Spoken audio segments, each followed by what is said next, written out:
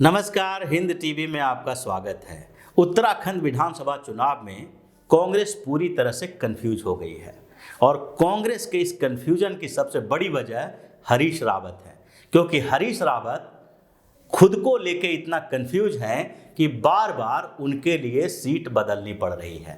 पहले उन्हें रामनगर से उम्मीदवार बनाया गया और उसके बाद अगले दिन ही उनकी उम्मीदवारी लाल कुआं से गिर दी गई, यानी कि लाल कुआं और रामनगर दोनों जगह के जो पहले के प्रत्याशी थे हरीश रावत से परेशान हो गए और कांग्रेस की इस घोषणा को लेकर उत्तराखंड में धीरे धीरे अंतर्कलह पैदा होने लगा। कांग्रेस परेशान हो गई है हरीश रावत के इस तरह के व्यवहार से। लेकिन सबसे बड़ा सवाल ये उठता है कि आखिरकार हरीश रावत इन दोनों जगहों से चुनाव लड़ने की बात मान कैसे लिए। आखिरकार हरीश रावत ने पहले जो 2017 के विधानसभा चुनाव में उन्होंने जिस विधानसभा क्षेत्र से चुनाव लड़ा था उसको फिर से क्यों नहीं चुना। आखिरकार क्या वजह है कि पिछली बार चुनाव में हार के बाद हरीश रावत इतने डर गए हैं कि किच्छा विधानसभा क्षेत्र क्या पूरे उधम सिंह नैनीताल का क्षेत्र को ही उन्होंने त्याग दिया और वहां के 14 विधानसभा क्षेत्रों पर भारतीय जनता पार्टी के लिए रास्ता आसान कर दिया। दरअसल अगर 2017 के चुनाव की बात करें तो वहां जो हरीश रावत उस समय मुख्यमंत्री कांग्रेस के थे और उन्होंने किच्छा विधानसभा से चुनाव लड़ने की घोषणा की।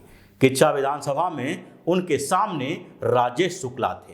राजेश शुक्ला उससे पहले भी वहां के विधायक थे, क्योंकि 2012 में भी उन्होंने कांग्रेस के सरवर यार खान को हराया था और इस बार भी वो वहीं से विधानसभा के उम्मीदवार हैं।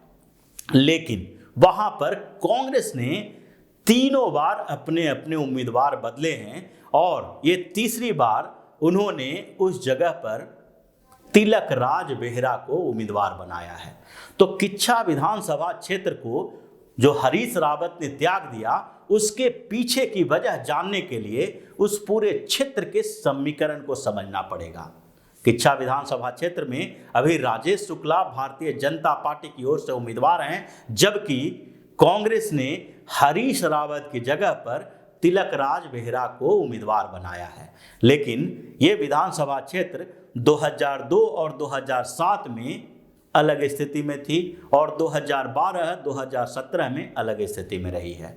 इस विधानसभा क्षेत्र को रुद्रपुर किच्छा के नाम से 2002 में जाना जाता था और इसलिए 2002 और 2007 के विधानसभा चुनाव में यहाँ से जिन्होंने जीत दर्ज की थी कांग्रेस के टिकट पर, आज वही किच्छा से फिर से चुनाव कांग्रेस के टिकट पर लड़ रहे हैं। यानी कि 2002 में तिलक राज बेहरा रुद्रपुर किच्छा से विधायक बने कांग्रेस के टिकट पर। 2007 में भी उन्होंने जीत दर्ज की, लेकिन जैसे ही 2008 में इन क्षेत्रों का डिलिमिटेशन हुआ तिलक राज बेहरा ने यह क्षेत्र त्याग दिया, क्योंकि इन दोनों क्षेत्रों पर जो डिलिमिटेशन के बाद बना था, यानी एक रुद्रपुर विधानसभा क्षेत्र, दूसरा किच्छा विधानसभा क्षेत्र, दोनों का समीकरण ऐसा बदला कि दोनों ही सीट लगातार भारतीय जनता पार्टी के पास चली गई। रुद्रपुर से राजकुमार ठुकराल भारतीय जनता पार्टी के टिकट पर दोनों बार जीत दर्ज किए, तो दूसरी जगह पर जो किच्छा विधानसभा क्षेत्र है वहां से राजेश शुक्ला दोनों ही बार भारतीय जनता पार्टी के टिकट से चुनाव जीते।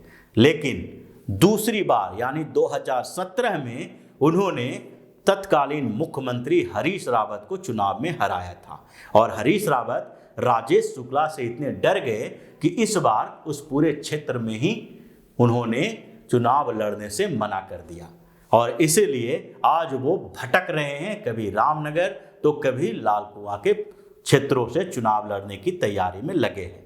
तो ये स्थितियां कैसे आई, इसको समझने के लिए किच्छा विधानसभा के दोनों चुनावों को समझना पड़ेगा।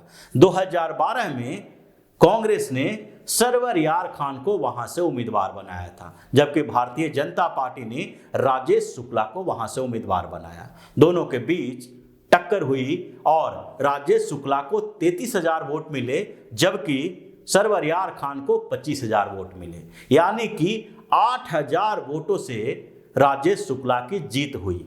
लेकिन जब 2017 में विधानसभा चुनाव की बात आई तो हरीश रावत को लगा कि ये उनके लिए सेफ सीट हो सकता है, क्योंकि डिलिमिटेशन से पहले रुद्रपुर किच्छा से कांग्रेस के उम्मीदवार जीतते रहे थे और 2012 में पहली बार भारतीय जनता पार्टी की जीत हुई थी। उस समय हरीश रावत की औकात बड़ी थी, वो बड़े नेता कांग्रेस के थे और इसलिए उन्होंने सोचा कि किसी तरह से राजेश शुक्ला को हरा देंगे और विधानसभा में वापसी होगी।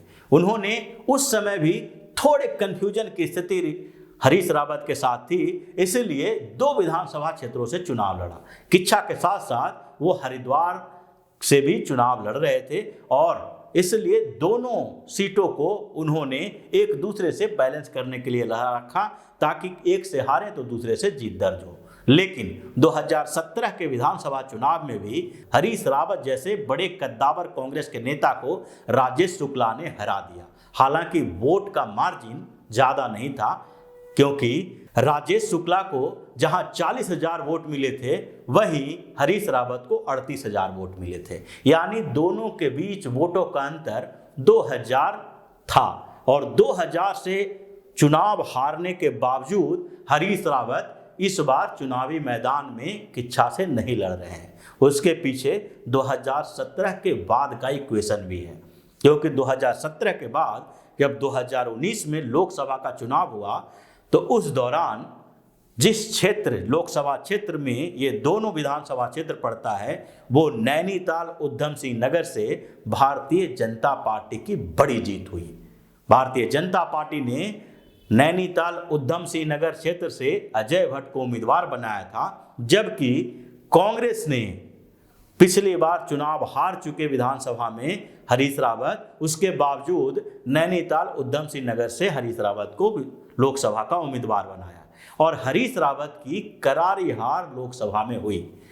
लगभग 3,40,000 वोटों से हरीश रावत को अजय भट्ट ने हरा दिया और यही कारण है कि हरीश रावत अब पूरे उस क्षेत्र को यानी नैनीताल उधम सिंह नगर लोकसभा क्षेत्र को छोड़कर अलग रुख अपना रहे हैं, अलग जगह पर चुनाव लड़ने की तैयारी में लग गए थे।